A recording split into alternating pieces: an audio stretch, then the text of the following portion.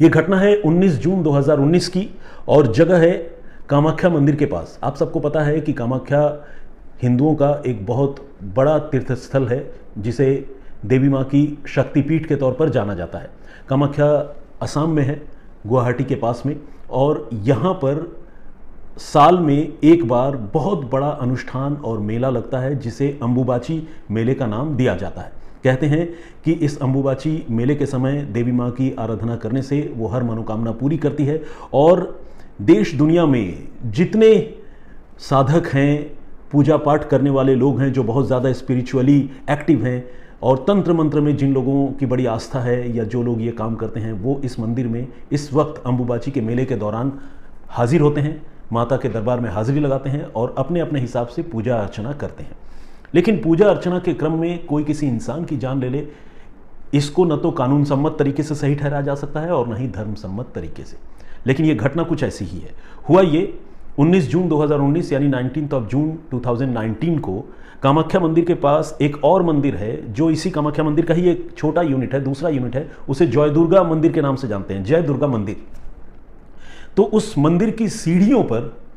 लोगों को एक कंबल में लिपटी हुई सिरकटी लाश मिलती है। पहले तो कंबल को देखकर लोगों को समझ में नहीं आता कि ये मामला क्या है। कुछ लोग सोचते हैं कि शायद कोई सीढ़ियों पर लेटा हुआ है, लेकिन जब देर तक उसमें कोई हलचल नहीं होती, आसपास के लोगों की नज़र उस पर जाती है और लोग कंबल में लिपटे हुए शख्स को जगाने की कोशिश करते हैं तो वो नाकाम रहते हैं, क्योंकि वहाँ कोई शख्स सो तो नहीं रहा था, बल्कि वहाँ सिरकटी लाश थी जो कंबल में लिपटी हुई थी। इसके बाद जैसे ही ये खबर सामने आती है, लाश के रहस्य से पर्दा हटता है, तो फिर पूरे इलाके में सनसनी फैल जाती है। फ़ौरन वहाँ की जो लोकल पुलिस है वो मौके पर पहुँचती है और पुलिस इस मामले की जांच शुरू करती है। लेकिन दिक्कत ये है कि जो सिरकटी लाश है वो एक महिला की है और उस कंबल में महिला के धड़ यानी हाथ पांव और टोर्सो जिसे हम कहते हैं, उसके अलावा और कोई ऐसी चीज़ नहीं है जिससे उस महिला की पहचान पता की जाए, उस महिला की आइडेंटिटी स्टैब्लिश हो पाए। तो पुलिस इस मामले की तफ्तीश तो करना चाहती है, शुरुआत भी करती है, डेड बॉडी को रिकवर करके पोस्टमार्टम के लिए भी भिजवाती है, मगर महिला की पहचान नहीं हो पाने की वजह से पुलिस जो है बिल्कुल अंधेरे में एक तरह से तीर चलाने लगती है और उसे इस मामले की तफ्तीश में कोई ज़्यादा कामयाबी शुरुआती दिनों में नहीं मिलती। वक्त गुजरता जाता है, तकरीबन 1 महीने का वक्त गुजरता है और 1 महीने बाद एक शख्स जो पश्चिम बंगाल का रहने वाला है, वो पश्चिम बंगाल से अपनी लापता माता जी को ढूंढता हुआ इस कामाख्या मंदिर के इलाके में पहुंचता है, क्योंकि उसे ये जानकारी है, उसे ये खबर है कि उसकी माँ आखिरी बार घर से निकलकर कामाख्या मंदिर में ही पूजा पाठ के लिए गई थी और उसके बाद से वो लापता हो गई, उसका कोई पता नहीं चल रहा है। तो ये जो शख्स है, इसका नाम है सुरेश साव, और ये सुरेश साव अपने माता को ढूंढते हुए जब कामाख्या मंदिर के पास पहुंचते हैं तो उसे पता चलता है कि यहाँ सीढ़ियों पर अब से कोई 1 महीने पहले, जिस समय उसकी माता जी गुम हुई थी, उसी समय एक महिला की सिरकटी लाश पड़ी हुई मिली थी। ये सुनकर वो अंदर से बहुत डर जाता, उसे लगता है कहीं ये हादसा उसी के साथ या उसी के परिवार के साथ तो नहीं हुआ है। तो वो जो लोकल पुलिस स्टेशन है, उसे जालुकबाड़ी पुलिस स्टेशन कहते हैं, वो जालुकबाड़ी पुलिस स्टेशन जाता है और अपनी माँ की गुमशुदगी के बारे में पुलिस वालों को बताता है। पुलिस वाले अब उसे उस डेड बॉडी के साथ जो भी चीज़ें थी, चाहे वो कपड़ा था, कोई ज़्यादा चीज़ें तो नहीं थी, प्लस जो डेड बॉडी थी उसकी कुछ तस्वीरें दिखाती है और ये सारी चीज़ें देखते ही वो शख्स जो है वो ज़ोर से चीख कर रोने लगता है। वो बताता है कि ये सिरकटी लाश जो है उसकी माँ की है, जिसका नाम था शांति देवी यानी शांति साव, और उनकी उम्र थी तकरीबन 65 साल। उनके शरीर पर बाह में कुछ टैटू वगैरह बने हुए थे, जिससे उनके बेटे को अपनी माँ की लाश को पहचानने में थोड़ी मदद मिली। और जब पुलिस को ये पता चल जाता है कि ये महिला पश्चिम बंगाल की रहने वाली है और 1 महीने पहले यहाँ पूजा पाठ के लिए आई थी और उसकी आइडेंटिटी इस्टेब्लिश हो जाती है, तो पुलिस इस मामले की छानबीन और तेज़ करने की कोशिश करती है। मगर उस मामले की तफ्तीश में पुलिस को कोई बहुत ज़्यादा हेडवे या लीड नहीं मिल पाती है और धीरे धीरे वक्त गुजरता जाता है और इस तरह से तकरीबन 4 सालों का वक्त गुजर जाता है। और अब जाकर 2023 के शुरुआती दिनों में इस केस से जुड़ा एक बहुत इंपॉर्टेंट इंफॉर्मेशन, इस केस से जुड़ी एक लीड पुलिस के हाथ लगती है, जिसमें एक मुखबिर पुलिस वालों को ये बताता है कि कामाख्या मंदिर के पास जो जय दुर्गा मंदिर है उस मंदिर की सीढ़ियों पर जो 4 साल पहले एक महिला की सिरकटी लाश मिली थी, उस महिला के कत्ल से एक तांत्रिक का लेना देना है। और वो तांत्रिक पश्चिम बंगाल के ही कूच बिहार इलाके में रहता है और उसका नाम है कैलाश बर्मन।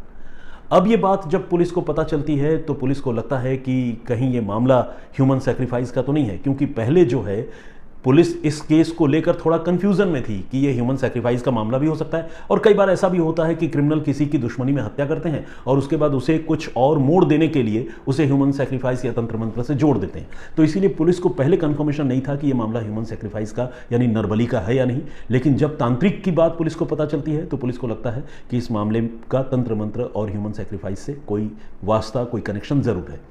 अब पुलिस कूच बिहार पहुंचती है और कैलाश बर्मन के घर में धावा बोलती है। पुलिस उसे पकड़ती है और पकड़ने के साथ ही उसके घर की तलाशी लेती है, पूछताछ करती है।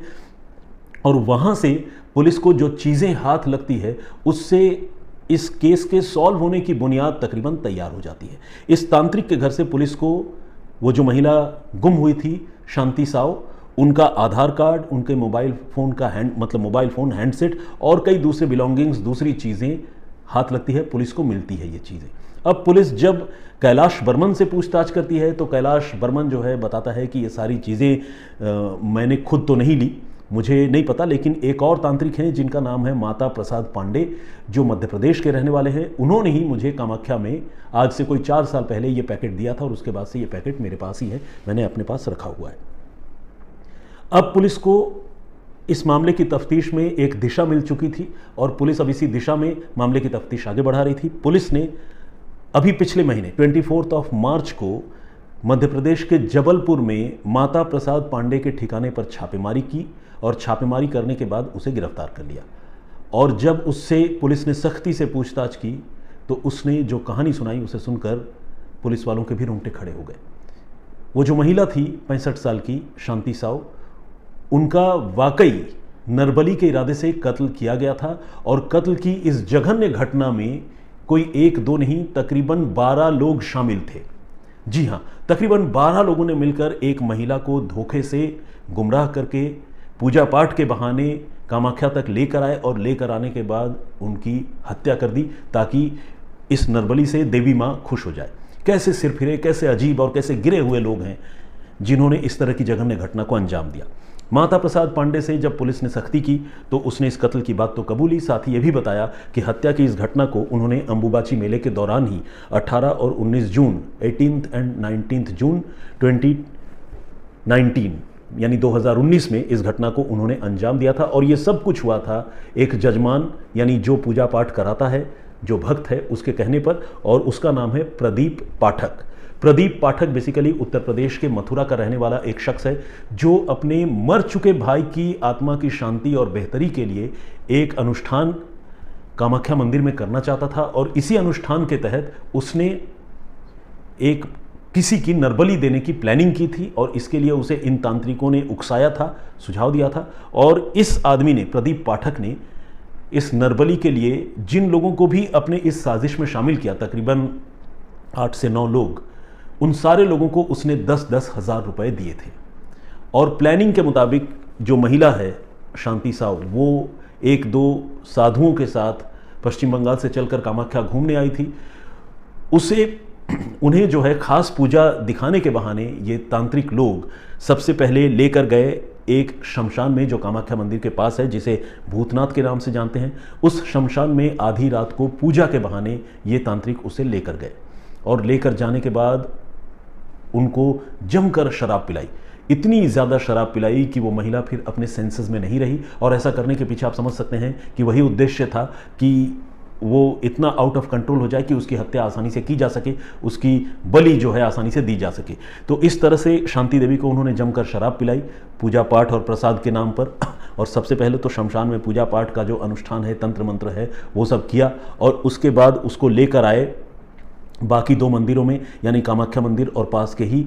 जय दुर्गा मंदिर। तो इन तीनों मंदिरों में, मतलब शमशान में और इन दोनों मंदिरों में पूजा की पूरी प्लानिंग थी। और इसी प्लानिंग के तहत उन्होंने, जैसा कि मैंने आपको बताया, कि महिला को इंटॉक्सिकेशन करके शराब पिलाकर जब जय दुर्गा मंदिर की सीढ़ियों के पास लेकर आए तो रात के अंधेरे में ये देखते हुए कि कोई वहाँ पर मौजूद ना हो, उन लोगों ने पहले उस महिला के हाथ पांव पकड़े और एक बड़े से खड्ग से, जिसे दाव भी कहते हैं, उससे उन्होंने उस महिला की बलि दे दी, यानी उनका गला काट दिया। इसके बाद उन सारे तांत्रिकों ने मिलकर जो भी अनुष्ठान करना था हैवानियत से भरा हुआ, वो अनुष्ठान उन्होंने किया और इस कटे हुए सिर को उन्होंने एक प्लास्टिक में पैक करके कथित तौर पर ब्रह्मपुत्र नदी में बहा दिया, उसका विसर्जन कर दिया, डिस्पोज ऑफ कर दिया, और जो डेड बॉडी थी, सिरकटी लाश, उसे कंबल में मोड़कर उसी जय दुर्गा मंदिर की सीढ़ियों पर जो है वो छोड़ दिया। इसके बाद वो सारे के सारे लोग फरार हो गए, भाग गए, और किसी को इस घटना के बारे में, इसकी साजिश के बारे में उस वक्त कोई जानकारी नहीं मिली। और जैसा कि मैंने आपको बताया, पुलिस जब तफ्तीश कर रही थी लाश मिलने के बाद, तो पुलिस को सिरकटी लाश होने की वजह से पहले तो पहचान ही नहीं पता चली, और जब पहचान पता चल भी गई तो भी तफ्तीश में कोई क्लू, कोई लीड, कोई हेडवे नहीं मिल पा रही थी। लेकिन एक मुखबिर ने तकरीबन 4 साल बाद जब एक तांत्रिक का नाम लिया, तब जाकर धीरे धीरे इस मामले का खुलासा हुआ। अब जाकर 4 साल बाद असम की पुलिस ने इस भयानक घटना का खुलासा किया है और एक एक कर वो लोगों को गिरफ्तार कर रही है। ज़्यादातर लोग इस मामले में गिरफ्तार किए जा चुके हैं,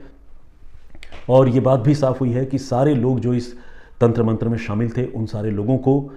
मथुरा के एक आदमी ने उकसाया था, जिसने सभी को 10-10 हज़ार रुपये दिए थे। अब तंत्र मंत्र से जुड़ी एक और अहम बात बताकर मैं इस कहानी के सिलसिले को फिलहाल स्टॉप करूंगा, रोकना चाहूँगा। वो ये कि नेशनल क्राइम रिकॉर्ड ब्यूरो का जो डेटा है, उसके मुताबिक 2014 से 2021 तक, मतलब अब से कुछ साल पहले तक, इस देश में 103 लोगों को अलग अलग जगहों पर नरबली के तौर पर मारा गया, यानी ह्यूमन सेक्रीफाइस किया गया। तो ये आंकड़ा, ये डेटा भी अपने आप में काफ़ी चौंकाने वाला है, क्योंकि आज के ज़माने में